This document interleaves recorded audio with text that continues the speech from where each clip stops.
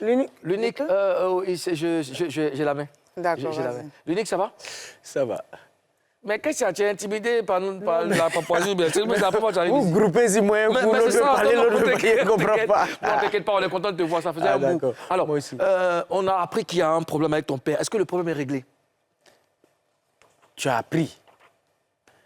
En tout cas, on a eu à parler de ça hier, même. On a parlé de ça hier sur le plateau. Hein. Je pense qu'il n'y a pas de problème. D'accord. Il n'y a pas de problème. Mais c'est pour ça qu'on t'a invité, pour que tu nous éclaires. Non, il n'y a vraiment pas de problème. Et j'ai découvert ça comme tout le monde sur les réseaux. Je ne sais même pas comment c'est arrivé là, d'où c'est parti. Et j'ai appelé papa. Je lui ai dit, tu as vu ce qui se passe là? Je ne sais pas. Lui-même, il a commencé à rigoler. Il dit, vos histoires d'enfants là, je ne sais pas dedans, je te rappelle mon fils. Et le soir, il m'a rappelé. Il m'a dit, et là, quand il m'a rappelé, il n'était pas content. D'accord. Ouais, il n'était pas content parce que je pense qu'il venait de voir, et comme moi aussi, il a constaté. Il m'a dit, mais qu'est-ce qui se passe? Je lui ai dit, ah, moi-même j'ai vu, c'est pour ça que je t'ai appelé. Il m'a dit, d'accord, essaye de passer à la maison le week-end et puis on en parle. D'accord. L'information s'est retrouvée sur Facebook comme ça. Vous n'avez pas su qui a fait ça? J'étais là, j'étais au studio. Et puis, il y a quelqu'un qui m'appelle qui dit, mais qu'est-ce qui se passe entre toi et ton papa?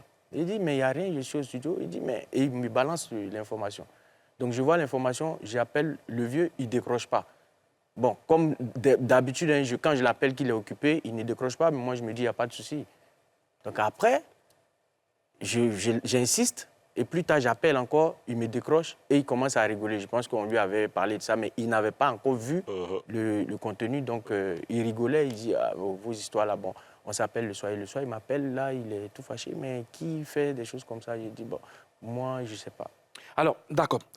Hier, on débattait de ce petit sujet-là sur le plateau. Est-ce qu'un producteur a le droit d'imposer des choses à son artiste? Puisque tu es sur le plateau, je veux que imposer des choses comment? Dans quel sens? Imposer des choses, c'est pas... Parce que ce que je sais, c'est que bon, ça dépend des contrats. Mais généralement, quand tu signes un contrat avec un producteur, les œuvres qui doivent sortir, il faut que le producteur ait son mot à dire. S'il trouve que s'il ne valide pas, ça ne sort pas. Parce que c'est lui qui met les moyens. Et donc, toi, tu es censé produire des œuvres et ensemble. Bon, je considère que si tu as envoyé une chanson, c'est que c'est parce que toi-même, tu penses que la chanson est déjà bien. Et donc, lui, s'il trouve que la chanson n'est pas belle ou elle n'est pas à son goût, mais ça ne sortira pas. Donc, le producteur, pour revenir à ta question, le producteur, oui, le producteur a son mot à dire. A son mot à dire.